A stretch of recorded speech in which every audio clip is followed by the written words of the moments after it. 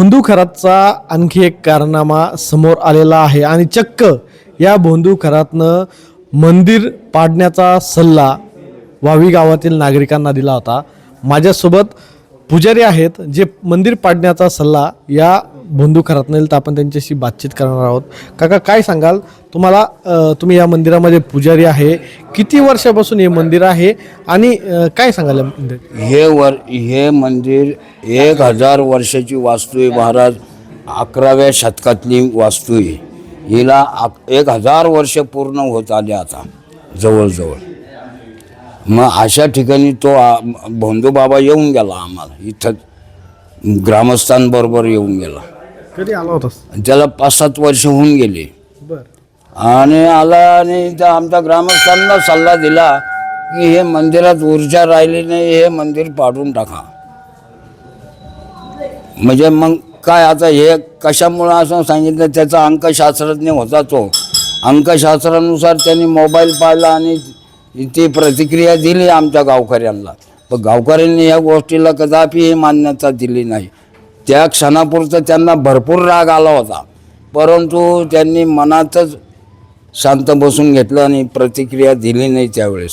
हे मंदिर कशाचं आहे? या मंदिराचं नाव काय आहे? या मंदिराचं नाव आहे वैजेश्वर महादेव मंदिर वावी. महादेवाचं मंदिर आहे. हे 11व्या शतकातील म्हणजे यादवकालीन मंदिर आहे आणि फार पुरातन वास्तू आहे ही. आता याच्यात सगळं हे पुरातन खात्याने ह्या मंदिराचा ताबा घेतलेला आहे. पुरातत्व खातं काय करेन ते त्याच्यावर सगळं अवलंबून आहे. मात्र या महादेवाच्या पिंडीला पाय देखील लावले. पाय देखील महादेवाच्या पिंडीला असा पायाने दाखवलंय की आता याच्यात ऊर्जा राहिली नाही. एकच काय सांगितलं? त्याचं अंकशास्त्र सांगताय ना. हा भोंदू खरात या मंदिरामध्ये जेवायला थांबला होता आणि जेवण झाल्यानंतर त्यांनी हे सांगितलं. जेवायला काय, इथं शाळेतच होता तो. या गावामध्ये 10वी पर्यंत शिक्षण घेतलंय त्यांनी. म्हणजे ह्या गावाचा संबंध आहेच ना त्याचा. आणि आता भोंदू खरातने म्हणजे हे मंदिर पाडून त्याला ईशान्येश्वर मंदिराकडे भाविक वळवायचे होते का?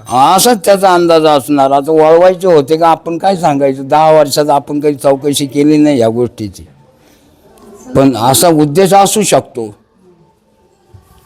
तरी आमचे गावचे लोक आम्ही दर्शनाला श्रावणात जातातच ना तिथं. मग आता ते जाणं येणं बंद होणार. हे जे कारनामे या भोंदू खरातचे समोर आले, याकडे एक तुम्ही गुरु म्हणून कसं बघता किंवा मंदिराचे पुजारी म्हणून कसं बघता? देवाच्या नावाखाली त्या माणसांना भ्रष्ट कारभार केला आहे. आणि काय असेल ते आता देवच पाहून घेईल. त्याला काय सजा द्यायची तो आपल्या तर हातात नाही, पण ज्याने देव उघडकीस आणलं तोच त्याचं संपवणार. मात्र तुम्ही या ठिकाणी या मंदिरामध्ये किती दिवसापासून पुजारी म्हणून काम करता? आता माझ्या वडिलांच्या पश्चात मी आलो पुजारी. आमचे भाऊ आहे गावामध्ये, काही नाशिकला राहतात सगळे नोकरीनिमित्त. मात्र जेव्हा मंदिर पाडण्याचा सल्ला दिला तेव्हा गावकऱ्यांची भूमिका काय होती? गावकऱ्यांनी काही निषेध केला? ऐकून घेतलं नुसतं, त्याचं ऐकून घेतलं. प्रत्यक्षात काही कृती केली नाही. तो गेला, सगळं विसरून गेले गावकरी. त्याला जाब नाही विचारला गाव? जाऊ का आता विचारतील तेव्हाच. काय कोणाच्या एवढ्या लक्षात नाही ना. तो कॅप्टन पदवीवर होता तो. मग आता कॅप्टन पुढं कोण बोलणार आहे सांगा बरं? खरंच कॅप्टन होता? आता आम्हाला काय माहिती. कॅप्टन म्हणायचे, पण ज्यावेळेस तो इथून गेला ना त्यावेळेस शाळा सोडल्याच्या अगोदर तो कोंबड्या चोरायचा गावात. आणि मग तो कोंबड्या चोरताच तो असा मोठा डाकू तयार झाला. आता आपल्याला काय माहिती. मात्र चोरी करणं वेगळं आणि महिला म्हणजे आई बहिणीचं तो त्याचं काय आहे. तो महाभयंकर माणसाचं. आपण ते एवढं आतमध्ये आम्हाला जायला वेळ नाही आहे आणि ते अनैतिक गोष्टीकडे आम्ही लक्ष देत नाही कधी. आता आमच्या इथं हजारो स्त्रिया, हजारो मुली, हजारो माणसं आमच्या इथं दर्शनाला येतात. असं तुमचं म्हणणं आहे का देव कोणाची उदारी ठेवत नाही? अजिबात नाही ठेवत, कोणाचीच उदारी ठेवत नाही. अहो देव कशाला? देवाने तुमच्याबरोबर चित्रगुप्त दिलेला असतो. चित्रगुप्त माहिती आहे का तुम्हाला कोण आहे? तुमचीच सावली. ती तर तुम्हाला सांगते ना खरं काय आणि खोटं काय. बरोबर. हा, मग तसंही त्याचं हे झालं. म्हणून देवानेच या अशोक खरातची उदारी चुकती केली. उन्हाळ्यात चौथी उधारीच काय, पण मग आता काय आहे, त्याची काठी दिसून येत नाही महाराज. ती लागती केव्हा आणि कशी लागती तपास नाही लागत. देवाची लागल्यावर बाकी तो सोडत नाही.